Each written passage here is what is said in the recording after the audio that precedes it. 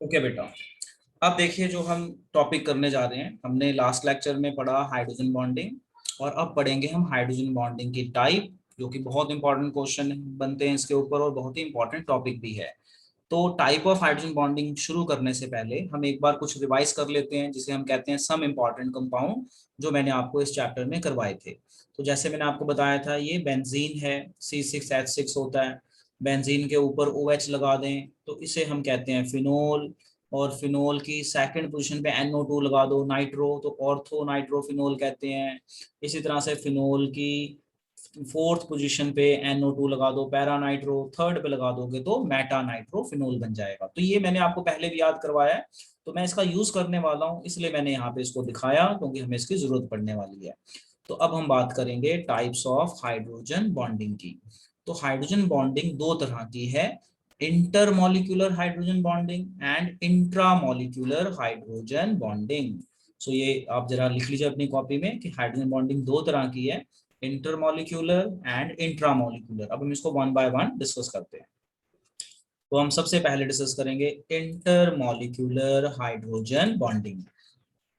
तो मैं intermolecular hydrogen bonding की पहले आपको एक एग्जांपल दे दूं, जिससे आप इसे समझ पाएं। तो मैं आपको यहाँ पे दो एग्जांपल्स दूंगा जिससे आप समझ पाएंगे। जैसे मान लीजिए आपके पास एक HF मॉलिक्यूल है और एक आपके पास HCl मॉलिक्यूल है। This is example one. Example two मान लीजिए कि ये दोनों डिफरेंट मॉलिक्यूल्स हैं।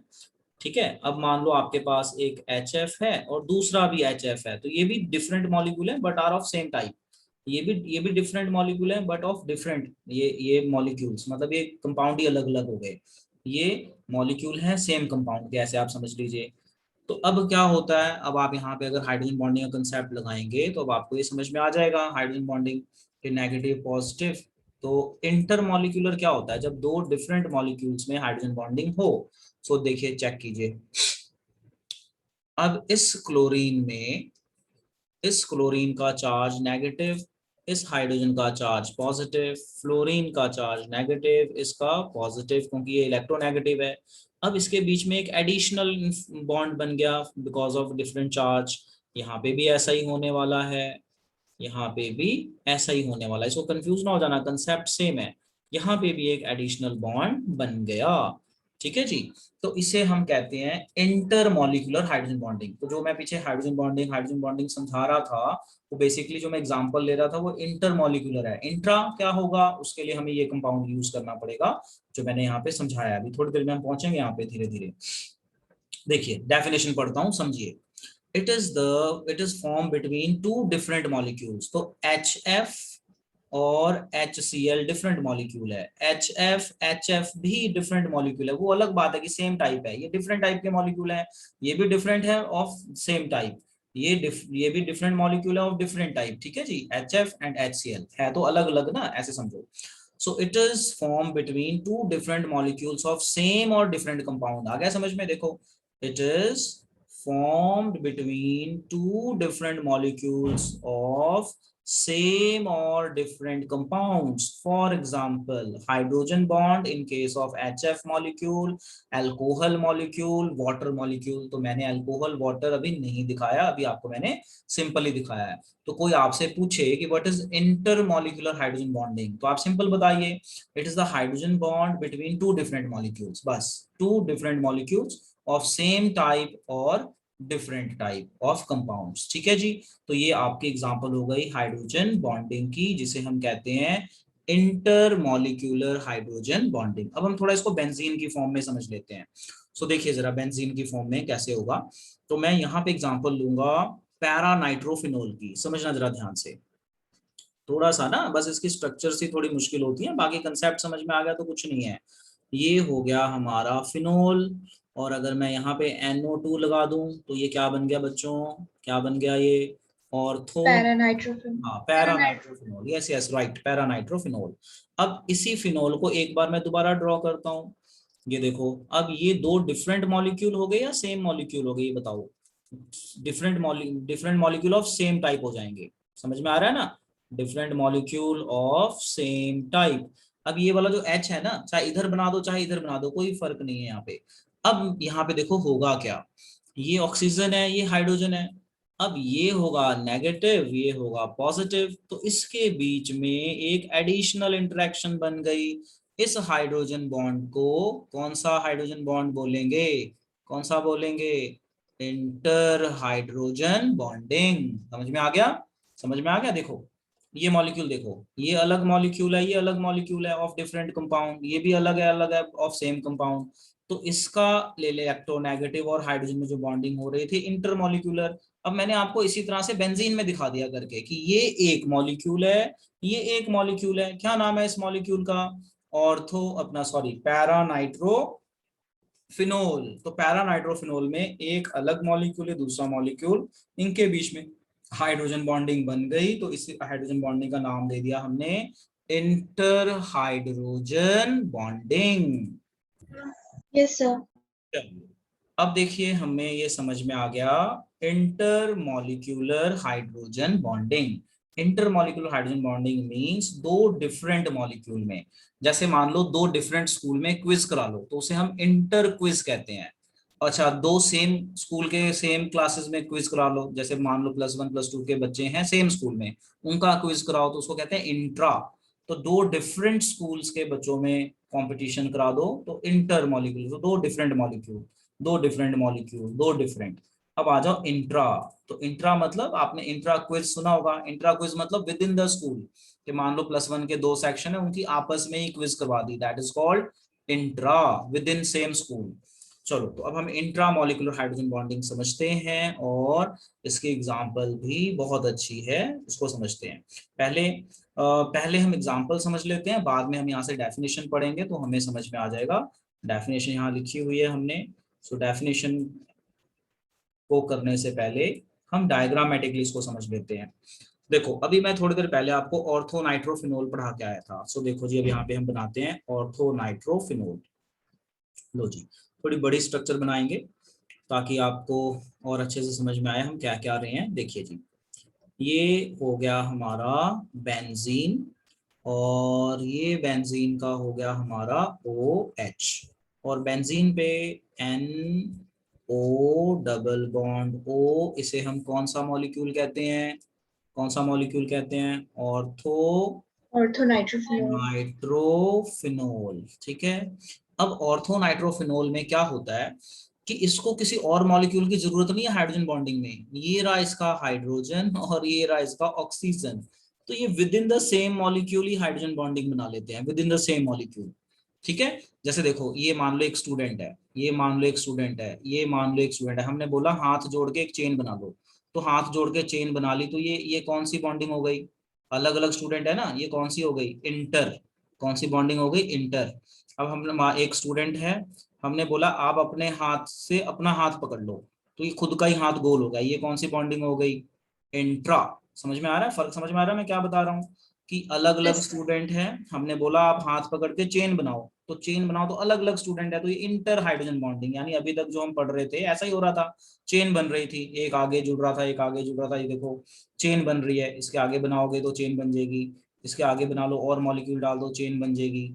बट इंट्रा में क्या होता है, इंट्रा में चेन नहीं बनती, वो आपस में ही खुद का ही हाथ पकड़ के गोल कर लो, ठीक है ना, चेन नहीं बनानी। तो देखो ऐसा ही हुआ ना, ये पूरा एक मॉलिक्यूल है, इसने खुद के एटम के साथ ही हाइड्रोजन बॉन्डिंग कर ली, तो खुद के एटम के साथ हाइड्रोजन बॉन्डिंग करने को हम क्या कहते हैं, क्या कहते हैं बच्चों, खुद के साथ इंट्रा, इंट्रामोलिक्यूलर। हाँ इंट्रा मॉलिक्यूलर हाइड्रोजन बॉन्डिंग। और ये जो मैंने एग्जांपल दी है ना, ये एग्जांपल याद रखना, बड़ी अच्छी एग्जांपल दी है मैंने। एग्जांपल क्या दी है यहाँ पे कि भाई स्टूडेंट्स मान लो अलग अलग हैं, चेन बना लें हाथ पकड़ के, तो इंटर। अब एक स्टूडेंट को बोला तुम अपना हाथ अपने हाथ से पकड़ लो तो गोल हो गया, दैट इज इंट्रा। सो ये जो हाइड्रोजन बॉन्डिंग है, इस हम हाइड्रोजन बॉन्डिंग को नाम देंगे इंट्रा हाइड्रोजन बॉन्डिंग और इंट्रा हाइड्रोजन बॉन्ड।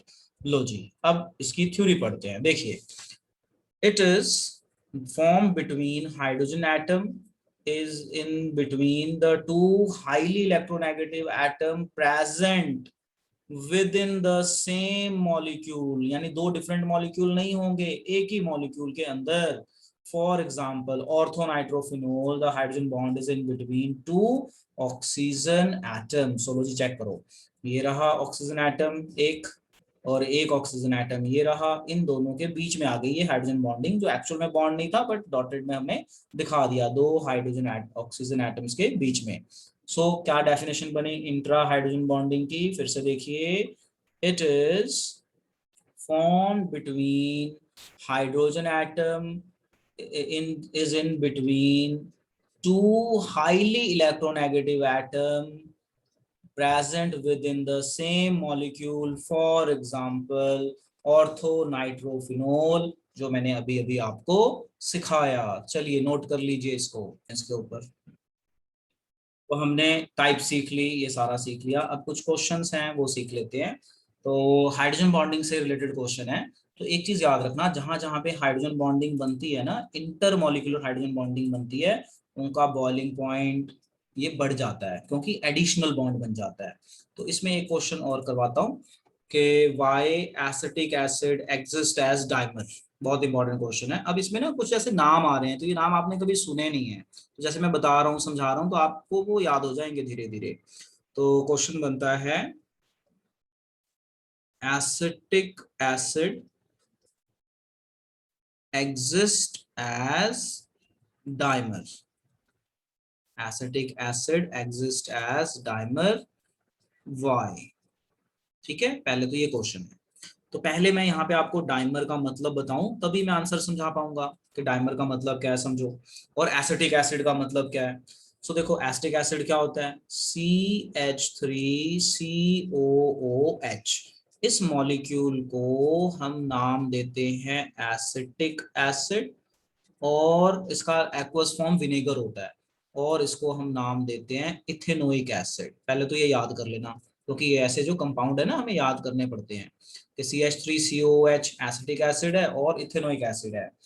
अब डाइमर का मतलब समझो क्या होता है, डाई प्लस मर। डाई का मतलब होता है टू, मर का मतलब होता है मॉलिक्यूल। तो जब दो मॉलिक्यूल जुड़ के एक हो जाएं तो उसे हम कहते हैं डाइमर। अब देखो कैसे, जैसे CH3COOH है, इसकी अगर हम स्ट्रक्चर देखें तो इसकी स्ट्रक्चर कुछ इस तरह से बनती है, CH3C double bond O OH, ये इसकी स्ट्रक्चर है, रिप्रेजेंट करने का तरीका है। इसी तरह से एक और CH3, मतलब ये CH3 है ना, तो आपने मान लो एसिटिक एसिड का लिक्विड लिया, एक ग्लास में डाल दिया, तो इस तरह के बहुत सारे मॉलिक्यूल पास में आ जाते हैं। तो पास में आ जाते हैं, देखो दूसरी स्ट्रक्चर थोड़ी सी उल्टी करके बनाएंगे, COH और डबल बॉन्ड O। अब देखो यहाँ पे कितने हाइड्रोजन बॉन्ड बनेंगे एट अ टाइम। ये हाइड्रोजन है, ये ऑक्सीजन है, तो ये एक हाइड्रोजन बॉन्ड बना। ये ऑक्सीजन है, ये हाइड्रोजन है, ये एक एडिशनल हाइड्रोजन बॉन्ड बना। तो ये नेगेटिव है, ये पॉजिटिव है, इसलिए बन गया।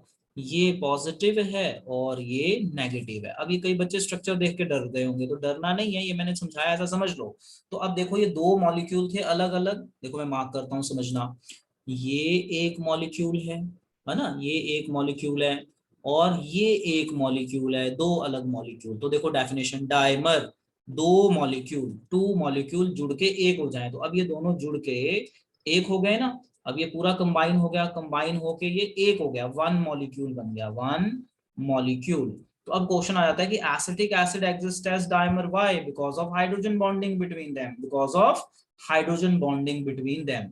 Because acetic acid molecules when come closer to each other they make hydrogen bond, as a result they exist as dimer। dimer मतलब दो मॉलिक्यूल जुड़ के एक हो जाएंगे। तो आंसर क्या बना, बहुत ही सिंपल, कि acetic acid exist as dimer, why? तो आप ये स्ट्रक्चर बना दीजिए और बताइए बिकॉज ऑफ हाइड्रोजन बॉन्डिंग, बस काम खत्म यहाँ पे।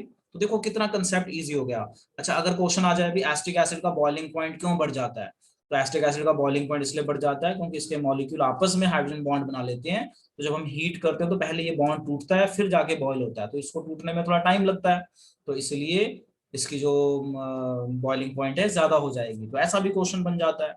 सो acetic acid exist as dimer, तो ये स्ट्रक्चर बना के आप नीचे लिख देंगे, because of hydrogen bonding between the molecules, because of hydrogen bonding between its molecules. बस छोटा आंसर है ये।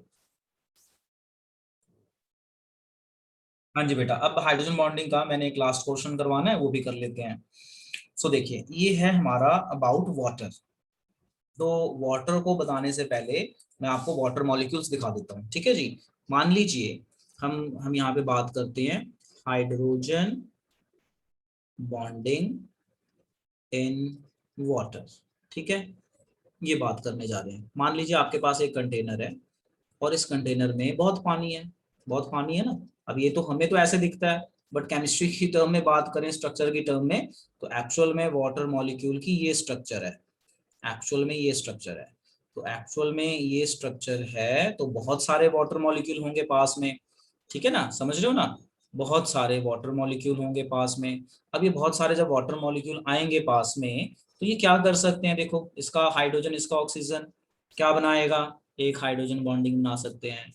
ये हाइड्रोजन बॉन्डिंग बना सकते हैं ऐसे, ये आगे बना सकता है इसी तरह से, ये ऑक्सीजन आगे, ये ऑक्सीजन आगे, ये ऑक्सीजन आगे, ये हाइड्रोजन आगे। आप मेरी बात समझ रहे हो। तो अगर मैं ये सारी हाइड्रोजन बॉन्डिंग बना दूं ना वाटर मॉलिक्यूल की, तो मैं थोड़ा और आपको सही से दिखाऊं, तो अगर वाटर के अंदर हम हाइड्रोजन बॉन्डिंग चेक करें, वाटर मॉलिक्यूल के अंदर मान लो इसमें बहुत सारे वाटर मॉलिक्यूल हैं, तो बहुत सारे वाटर मॉलिक्यूल हैं, तो इस तरह से फिर से दोबारा बताता हूँ, इस तरह से वाटर मॉलिक्यूल एक दूसरे के पास आ जाएंगे, इस तरह से।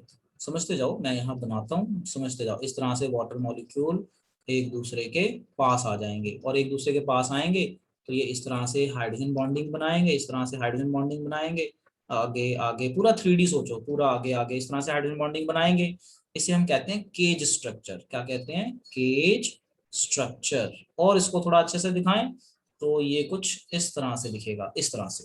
देखो समझ में आया, इसको और अच्छे से बताएं जैसे आपकी बुक में बना हुआ है।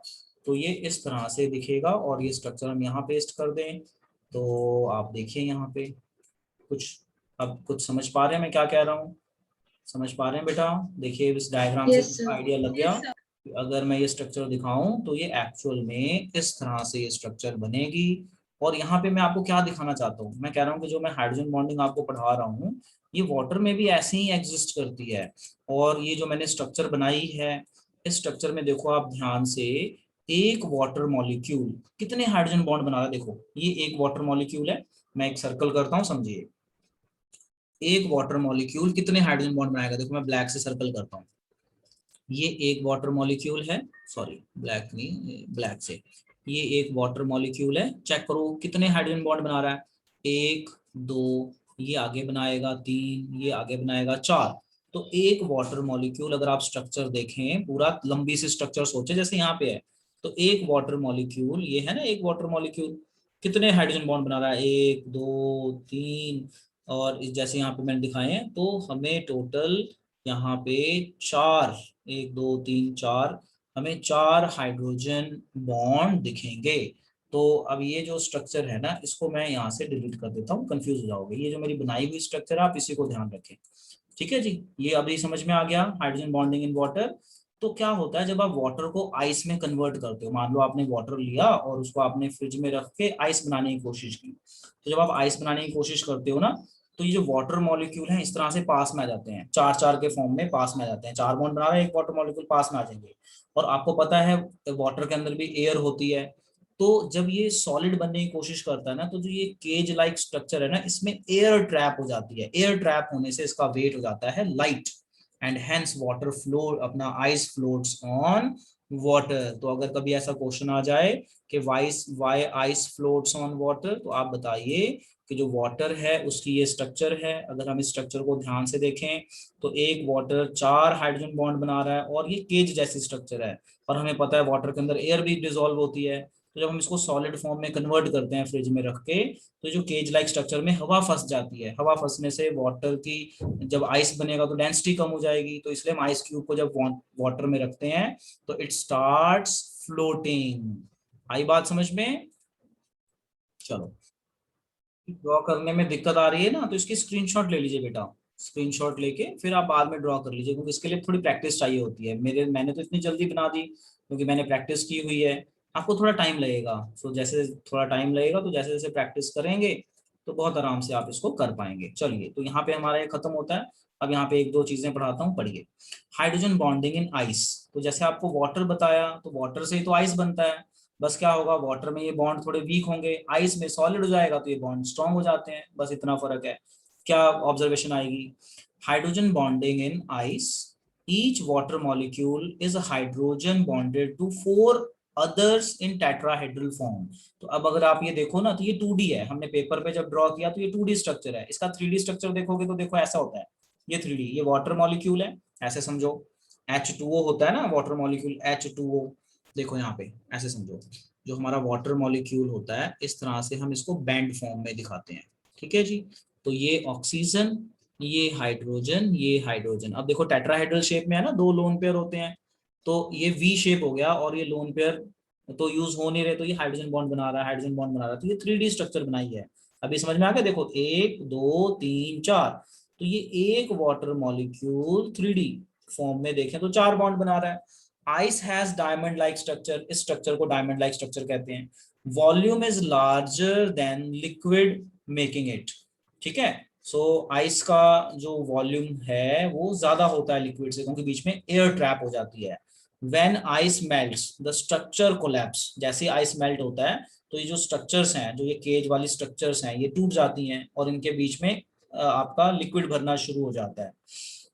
Okay, when ice melts, the structure collapse slightly and molecules come closer. They then move a little further apart as they get more energy as they warm up. मतलब फ्रिज से आप आइस बाहर निकालिए तो आपने देखा होगा आइस मेल्ट शुरू होती है, तो मेल्ट होती है तो पहले तो बोतल एकदम कड़क हो जाती है, जैसे जब आप बॉटल में आइस जमाओ ना तो आपने देखा होगा बॉटल का ढक्कन भी टूट जाता है कई बार, वॉल्यूम बढ़ जाता है। बट जब उसको आप फ्रिज से बाहर निकाल दो तो धीरे धीरे उसी वॉल्यूम में एडजस्ट हो जाता है, यानी उसकी ये स्ट्रक्चर कोलैप्स हो जाती है, हार्ड स्ट्रक्चर। फिर वो जो केज लाइक स्ट्रक्चर होती है ना, ये केज लाइक, इसमें भी पानी भर जाता है, क्योंकि जब ये आइस बनता है तो ये हार्ड हो जाता है। तो आपने देखा होगा कि जैसे मान लो आपने ना फ्रिजर में आइस बनाने के लिए पानी रखा और 10 मिनट के बाद निकाल लो और अपनी उंगली मारो अंदर, तो आप देखोगे ऊपर की लेयर जम जाती है, अंदर से खाली होता है। ऐसा फील किया है कभी आपने? फील किया है Yes, ना? sir. हाँ तो Yes, sir. हाँ, नहीं किया तो करके देखना दोबारा। चलो अब इसके बाद बस ये कुछ पॉइंट्स हैं।